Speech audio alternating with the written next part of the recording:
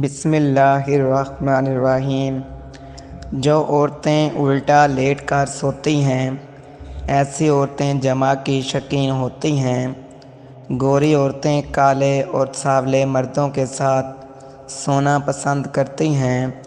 جس عورت کے بال زیادہ لمبے ہوں ایسی عورت محبت کی شوقین ہوتی ہے۔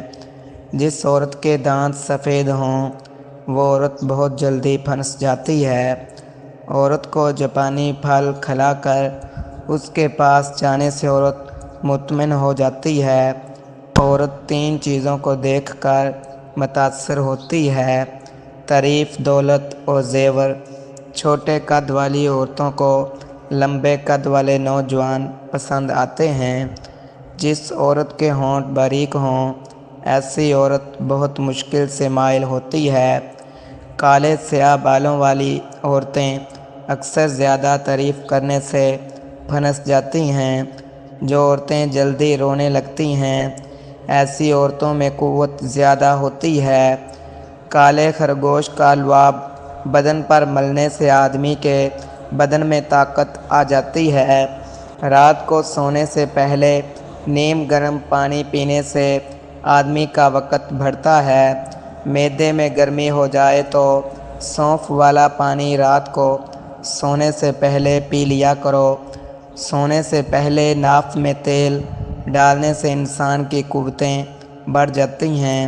سر میں بادام کا تیل ڈالنے سے انسان کی یادداشت بہتر ہو جاتی ہے۔ اگر بال وقت سے پہلے گرنے لگیں تو سمجھو قوت میں کمی آ رہی ہے۔ جس عورت کی ناک لمبی ہو ایسی عورتیں غصے کی تیز اور دولت کی لالچی ہوتی ہیں۔ جن عورتوں کی آنکھوں بڑی ہوں ان کا دماغ بھی بھاری ہوتا ہے۔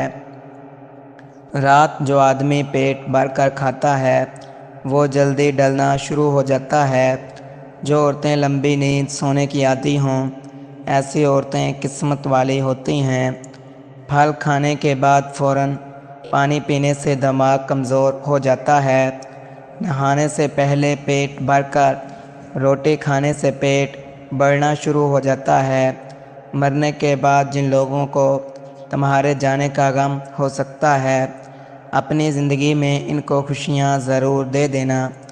جو کچھ تم نہیں جانتے پوچھ لو، کیونکہ پوچھنے کی ذلت عزت اور دانائی حاصل کرنے کا بہترین ذریعہ ہے۔ بغاوت اگر کامیاب ہو جائے تو انقلاب کی شکل اختیار کر لیتی ہے۔ غم دراصل خوشی کے چھن جانے کا ہی انعام ہے۔ ہماری زندگی کا 3/4 حصہ عمل سے عبارت ہے۔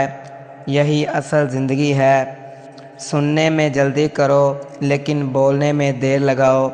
جو بندہ اپنے خلوص کی قسمیں کھائے اس پر اعتماد نہ کرو۔ اعتماد کا پودا بہت آہستہ آہستہ نشوونما پاتا ہے۔ نیک کام کی فکر اس کے کرنے کا سبب ہے اور برے کام کو برا سمجھنا اس سے دوری کا باعث ہے۔ اگر دنیا میں دولت برابر تقسیم ہو جائے تو چہروں کو برابر کیسے کیا جا سکتا ہے؟ انسان جتنا حکومت پر اعتبار کرتا ہے اتنا ہی اگر وہ خود پر کر لے تو کبھی بھوکا نہیں مرے گا۔ وہ بندہ ہر جگہ عزت اور شوکت کے ساتھ استقبال پاتا ہے جو کم گو اور خاموش رہتا ہے۔ سوال ایک ایسی بلا ہے کہ انسان کتنا ہی بولنے والا ہو مگر سوال کی عادت سے زبان کمزور ہو جاتی ہے۔ ضمیر بزدل ہوتا ہے۔ جن برے کاموں کو یہ روک نہیں سکتا ان کا جواز تلاش کرتا ہے۔ جو انسان زور سے قہقہ لگاتا ہے سمجھ جاؤ اس کا ذہن خالی اور وہ بیوقوف ہے۔ دوسروں کی عیب جوئی کرنے والے کو اپنے ہمدم مت سمجھو اور اس کی محفل میں مت بیٹھو جس کی نیت میں کھوٹ ہو۔ وہ کبھی سکون میں نہیں رہ سکتا۔ بے چینی اس کا مقدر بن جاتی ہے۔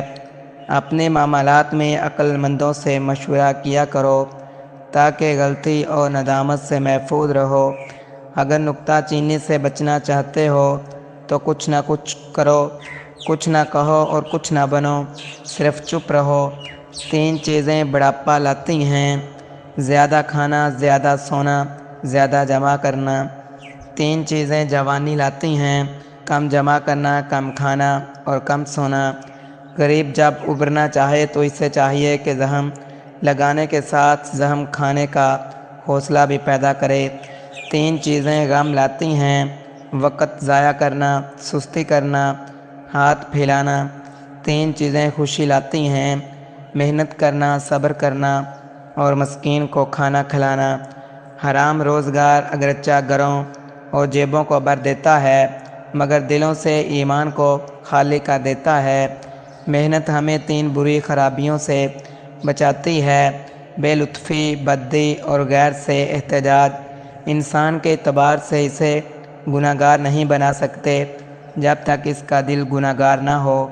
جو دوسروں کے بارے میں بدگمانی رکھتا ہے وہ ہر معاملہ سوچ سمجھ کر کرتا ہے۔